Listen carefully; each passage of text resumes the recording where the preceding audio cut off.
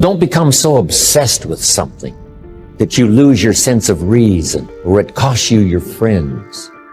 Don't be so obsessed with something that you compromise your virtues and your values.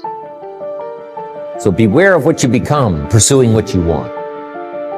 Some things I went for in the very beginning cost me too much. I got so obsessed with some things that I found out later the price was too big to pay. If I would have known better, I never would have paid. But sometimes we learn when? After.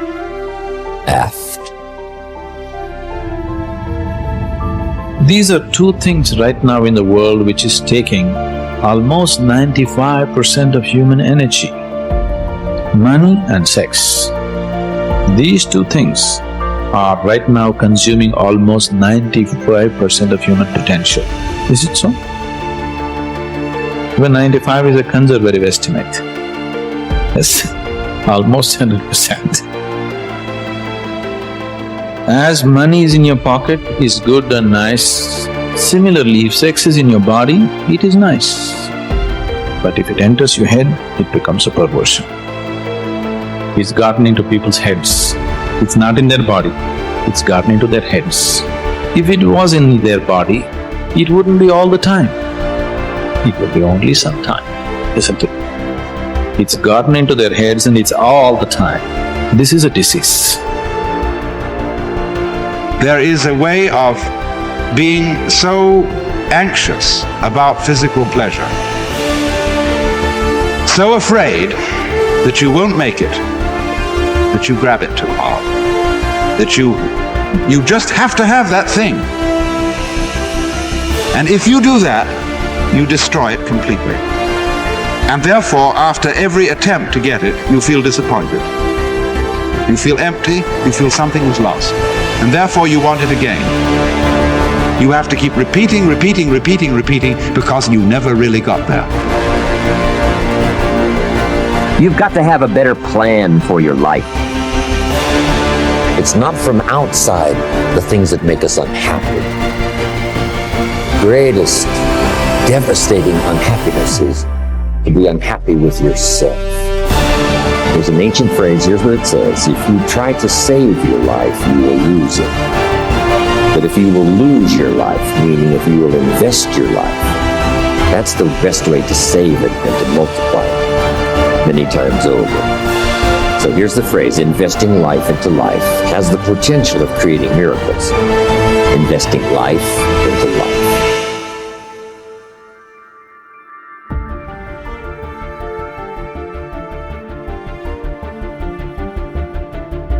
Pleasure in its fullness cannot be experienced when one is grasping it. To have life and to have its pleasure, you must at the same time let go of it.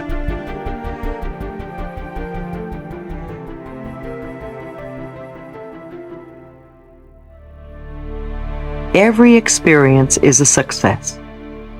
What does failure mean anyway?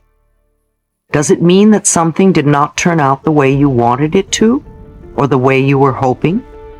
The law of experience is always perfect. We outpicture our inner thoughts and beliefs perfectly.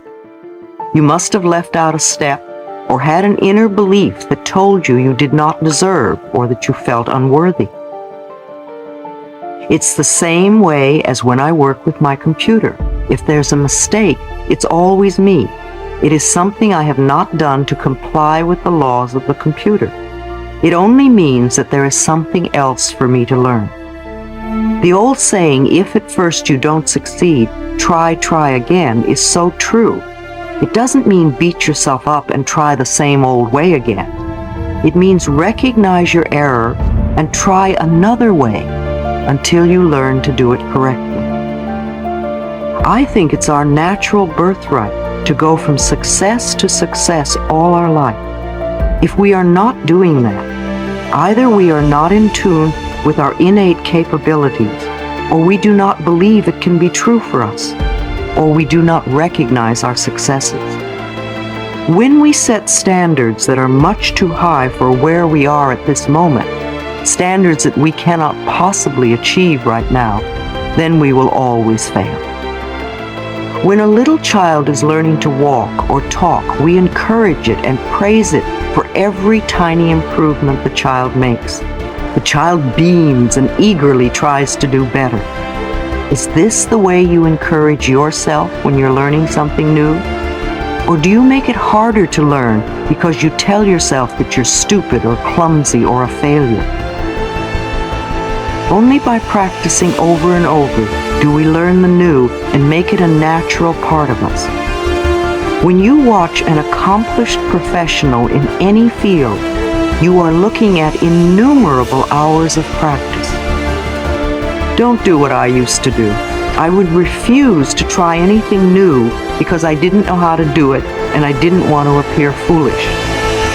Learning is making mistakes until our subconscious mind can put together the right pictures. It doesn't matter how long you've been thinking of yourself as a failure. You can begin to create a success pattern now. We need to plant the seeds of success. These seeds will grow into an abundant harvest. Each human being on our planet must take total responsibility for his own inner development. And our inner development is something that we ignore a lot as we progress through this whole ladder of life.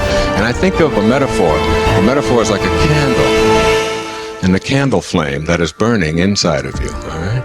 Now this candle flame, if you take a candle and walk out of here this evening and you see raindrops falling, it'll blow out your candle, and the wind will blow out your candle. There's all kinds of things that are going to happen outside of you that you have absolutely no control over to blow out your candles. Your candles are getting blown out all the time.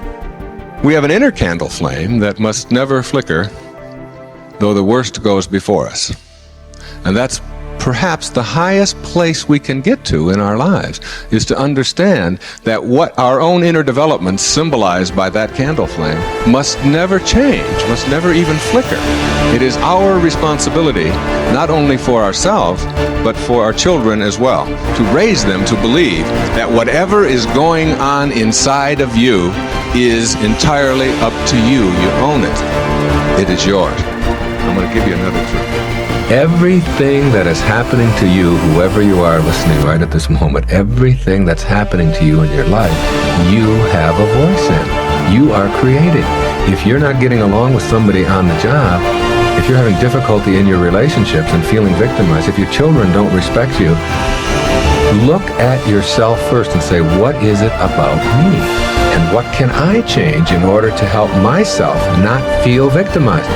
Not how can I get them to change? How can I make the world different?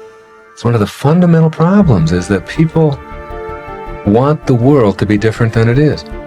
The world is perfect. There's no anxiety in it. There's no depression in it. There's no stress in it. Contrary to anything you've heard, the world is not a stressful place. It's a perfect place.